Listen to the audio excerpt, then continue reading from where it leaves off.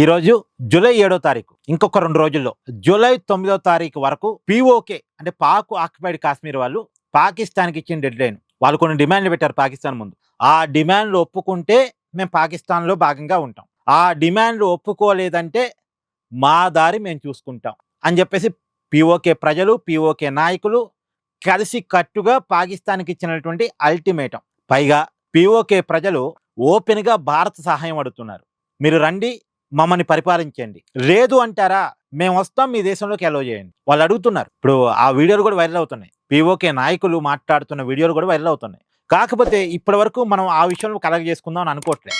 ఎందుకంటే పీఓకేలో తిరుగుబాటు వెనకాల కానీ, లేదు బెలూచిస్తాన్లో తిరుగుబాటు వెనకాల కానీ మనం ఉన్నాము అని చెప్పుకోవడం మనకి ఇష్టం లేదు. మనకి అలాంటి నేచర్ లేదు. అంటే ఒక దేశంలో అంతర్గత తిరుగుబాట్లకి మనం ఎప్పుడూ కారణం కాము. అలాంటి వాటిని మనం ఎంకరేజ్ చేయం. మంది ఆ కల్చర్ కాదు. పీఓకేని ఆక్యుపై చేసుకోవాలనుకుంటే డైరెక్ట్గా పాకిస్తాన్తో యుద్ధం చేసి ఆక్యుపై చేసుకుంటామేమో తప్ప అక్కడ ప్రజల్ని అక్కడ ప్రభుత్వానికి వ్యతిరేకంగా రెచ్చగొట్టో, అక్కడ ప్రజలకి ఏదో నిధులో ఇంకోటో ఇచ్చో మనం చెయ్యం. చేసే ఆలోచన కూడా మనకు ఉండదు. అలా చేయాలనుకుంటే ఎంతసేపు ఎప్పుడో చేసేవాళ్ళు. మనం ఎంతసేపటికి పీఓకేని శాంతి చర్చల ద్వారా మనలో కలుపుకుందామనే ఆలోచనతో ఇప్పటి వరకు ఉన్నాం, కొంత ఓపికగా ఉన్నాం. రెండోది, ఖచ్చితంగా అక్కడ ప్రజలే రిలీజ్ అవుతారు, వాళ్ళే డిమాండ్ చేస్తారు మేము భారతదేశంలో కలుస్తామని.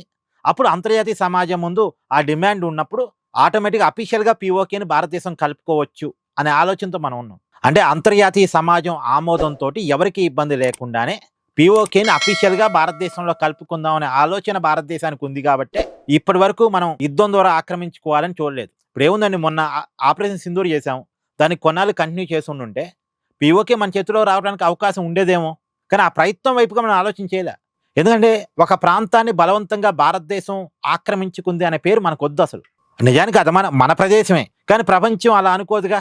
ఇప్పుడు మనమేమంటాం, పాక్ ఆక్యుపైడ్ కాశ్మీర్ అని మనం అంటాం. దాన్ని పాకిస్తాన్ వాళ్ళు ఏం పిలుస్తారు, ఆజాదీ కాశ్మీర్ అంటారు. మిగతా ప్రపంచం ఏం పిలిసిద్ది, పాక్ అడ్మినిస్ట్రేటివ్ కాశ్మీర్ అని పిలిసిద్ది. ఈ పాక్ అడ్మినిస్ట్రేటివ్ కాశ్మీర్ని భారతదేశం ఆక్రమించుకుంది అనే పేరు ప్రపంచం ముందు మనకొద్దు. అఫీషియల్గా దర్జాగా పీఓకేని మన దేశంలో కలుపుకుందాం, ఇది మన ఆలోచన. దానికోసం కొంత వెయిటింగ్. మనకేందంటే మన శాంతి మార్గాన్ని నమ్ముకునే వాళ్ళం, మనకు కొంత టైం పట్టింది. కానీ ఆ టైం పట్టినా సరే విజయం మనదే. సహనంతో విజయాన్ని సాధిస్తాం మనం. కానీ ఇప్పుడు చూడండి, చెమట పట్టకుండా పీఓకే మనలో కలిసే పరిస్థితిలో వస్తుంది.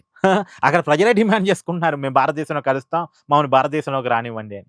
వాళ్ళు చెప్పారు, పీఓకే నాయకులు ఇచ్చిన స్టేట్మెంట్, 9వ తారీఖు తర్వాత మా డిమాండ్లకి పాకిస్తాన్ అంగీకరించకపోతే మేము భారతదేశంలోకి వస్తాం, మమ్మల్ని కొద్దిగా అలో చేయండి అని వాళ్ళు అడుగుతున్నారు. సరే, అలో చేయటమా చేయకపోవటమా అది మన ప్రభుత్వం డెసిషన్ తీసుకుంటుంది. కానీ చెప్తున్నాను నేను మీకు. సో ఏదేమైనా అక్కడ దేశ ప్రజల్ని కూడా పాకిస్తాన్ సాటిస్ఫై చేయలేకపోతుంది. ఇది పాకిస్తాన్ చేతగానితనం. ఇలా పాకిస్తాన్లో వస్తున్న తిరుగుబాట్ల కారణం పాకిస్తాన్ చేతగానితనమే. Thank you.